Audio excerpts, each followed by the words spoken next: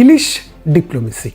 আপনারা দেখেছেন সাম্প্রতিক 1200 মেট্রিক টন ইলিশ রপ্তানির সিদ্ধান্ত নিয়েছে বাংলাদেশ সরকার। কোথায়? ভারতে।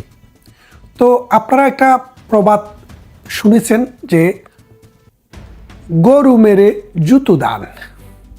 এই কথাটি যদি বোঝেন, দেখবেন বাংলাদেশে ইউনূস সরকার ক্ষমতা আসার পর ভারতের ভূখণ্ড দখল করে ফেলা, চোখে চোখ রেখে কথা বলা এবং ভারতের সাথে নানান রকমের শত্রুতা তৈরি করা, ভারতের প্রতিপক্ষ পাকিস্তানকে প্রতিদিন বাংলাদেশে দাওয়াত দিয়ে এনে এনে চা খাওয়ানো, নাস্তা খাওয়ানো, মৌলবাদী গোষ্ঠীকে আশকারা দিয়ে মাথায় তোলে বাংলাদেশের 1971 সালের মহান মুক্তিযুদ্ধের চেতনাকে ভুলুণ্ঠিত করা এবং ভারতের বিরুদ্ধে এমন কোনো বিষোদ্গান নেই যেটা ট্রেডিশনালি ধর্মান্ধ মৌলবাদীরা করে, সেটা ডক্টর ইউনূসের হাত ধরে তার সেলাসামুন্ডারাই করছে।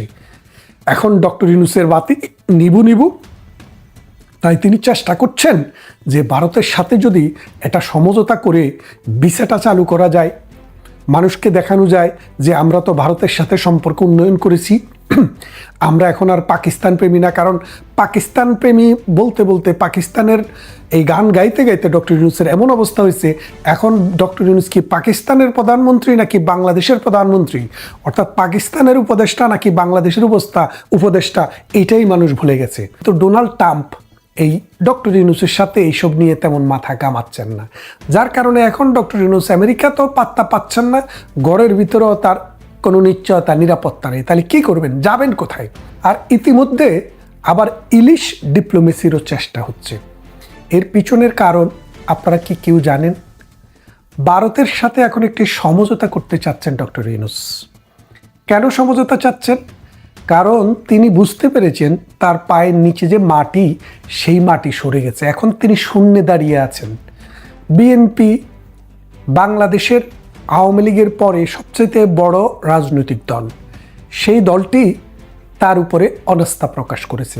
তাদের কর্মে, কাজে, কথায় তারা বলে দিয়েছে যে ডক্টর ইউনূস নিরপেক্ষ নয়। তারপর জামায়াতে ইসলামীও আজকাল ইউনূসের বিরুদ্ধে কথা বলছে। জামায়াতে ইসলামীর কথা বলাটাকে আপনি সঠিক ধরতে নাও পারেন, কারণ জামায়াতে ইসলামী মানে হচ্ছে মুনাফেকের দল। তো এখন মুনাফেকেরা কি বলল আবার কি বলল না, এটার উপরে খুব বেশি কিছু আসে যায় না। কারণ আমি যে এত বড় একটা কথা বললাম যে জামায়াতে ইসলামী একটা মুনাফেকের দল, এটার তো একটা জাস্টিফিকেশন দরকার। এই জাস্টিফিকেশনটা কি হয় দেখেন, জামায়াতের রাজনীতি হচ্ছে আমরা ন্যায়ের পক্ষে, অন্যায়ের বিরুদ্ধে, আল্লাহর আইন চাই, সৎলোকের শাসন চাই এবং সেটা আমরা জালেমের বিপক্ষে এবং মজলুমের পক্ষে দাঁড়িয়ে সেটা প্রমাণ করতে চাই। তো দেখেন 1971 সালে বাংলাদেশ কিন্তু পাকিস্তান আক্রমণ করেনি। পাকিস্তানে একটা ইটা মারার সামর্থ্য বাংলাদেশের ছিল না বা বাংলাদেশ করেনি। ভূখণ্ডগতভাবে আমরা অনেক দূরে। পাকিস্তানের পশ্চিম পাকিস্তান থেকে এই পূর্বের অংশে এসে রাতের অন্ধকারে স্টেন গান, মেশিন গান এবং কামানের গোলায় হাজার হাজার মানুষকে এক রাতে হত্যা করেছে 26শে মার্চের কালোরাত্রিতে। তো তখন আপনি যদি হিসাব করেন যে তখন মজলুমকে আর জালিমকে, বাংলাদেশ কিন্তু পাকিস্তান যদি আক্রমণ করত, তার প্রত্যুত্তরে যদি পাকিস্তান এসে হামলা করত, তাহলে আমরা জালেম হতে পারতাম। কিন্তু সেদিন জালেম হয়েছে কারা? পাকিস্তান। এই জালেমদেরকে সহযোগিতা করার জন্য, এই জালেমদের পক্ষে দাঁড়ানোর জন্য জামায়াতে ইসলামী, আল বদর, আল শামস এবং রাজাকার, শান্তি কমিটি, এইরকম অসংখ্য পন্থ তৈরি করে, ছোট ছোট পন্থ তৈরি করে এই মজলুমের বিরুদ্ধে যুদ্ধে জালেমকে সহযোগিতা করেছে। তাহলে আপনারা দেখেন, যাদের মুখের কথা হচ্ছে আমরা মজলুমের পক্ষে, জালেমের বিরুদ্ধে, কিন্তু যখনই সময় আসে তারা দাঁড়িয়েছে জালেমের পক্ষে এবং মজলুমের বিপক্ষে।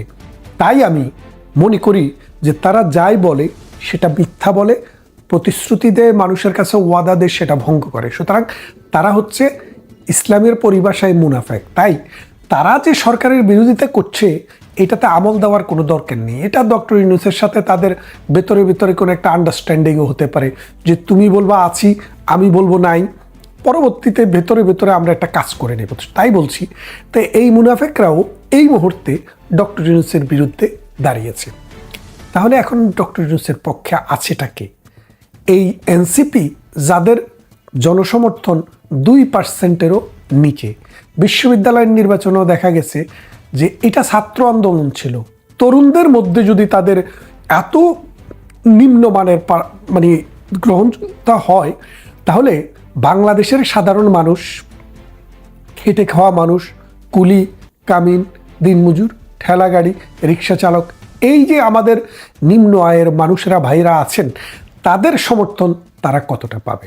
তাই বলছি, ডক্টর ইউনূসের পায়ের নিচ থেকে মাটি সরে গেছে, অর্থনীতি ধসে পড়েছে, লক্ষ লক্ষ মানুষ বেকার হয়ে গেছে, আইন বলে কোনো কিছু নেই, মবের রাজত্ব যেটাকে বোঝায় সেই রাজত্বই কিন্তু ডক্টর ইউনূস টিকে আছে। তার যে মব সন্ত্রাসী, এই মব সন্ত্রাসী হাসনাত, সার্জিস, এরা এখন আর ডাক দিলে মানুষ আসে না।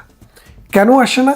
পাটোয়ারিরা ডাক দিলে এখন আর মানুষ আসে না, কারণ মানুষ বুঝতে পেরেছে তারা নিজেদের স্বার্থ চরিতার্থ করার জন্য এক সেট রাজনীতিবিদকে বাদ দিয়ে নতুন আরেক সেট রাজনীতিবিদ তৈরি করার জন্য, যাদের মূল উদ্দেশ্য হচ্ছে চুরি, চামারি, বাটপারি, লুণ্ঠন, দর্শন এবং বাংলাদেশকে কুক্ষিগতকরণ।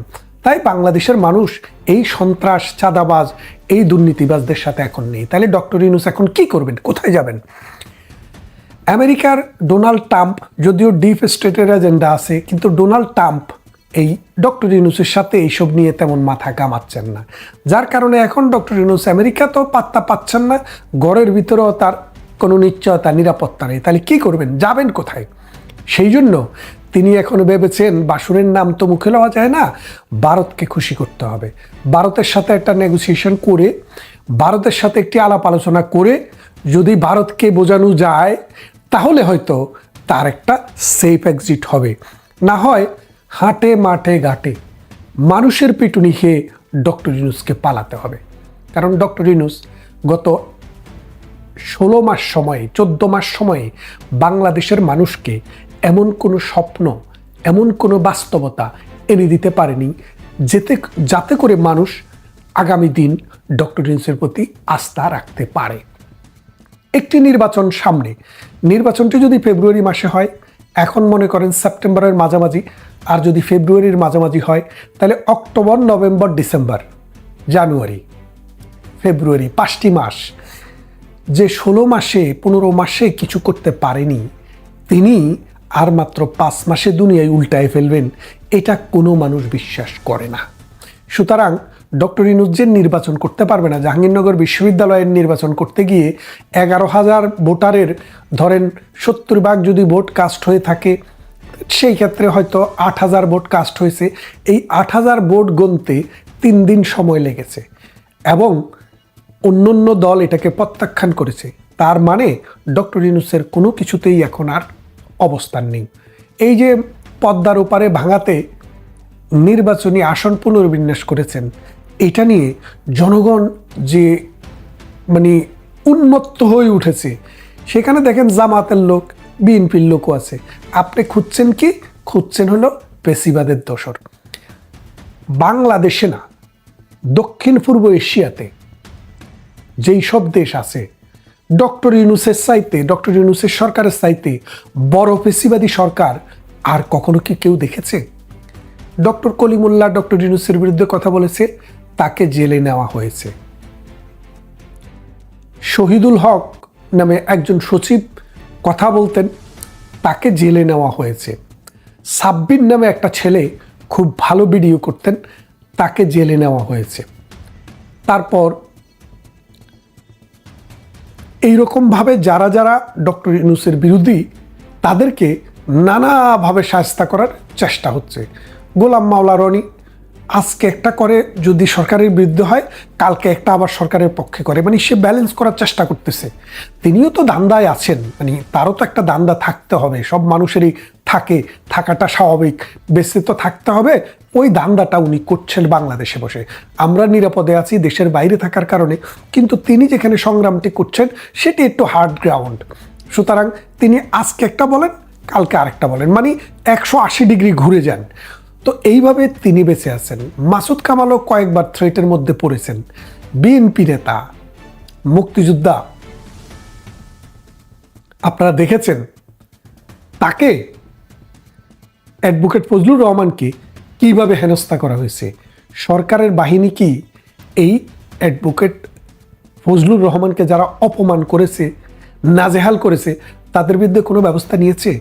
নেইনি। এটা কি পাবলিক নিউসেন্স হয় না? এটা কি প্রাইভেট নিউসেন্স হয় না? এটা কি একটা মানুষের উপরে আঘাত হয় না? অপমান করা হয় না? তার উপরে অ্যাসল্ট হয় না?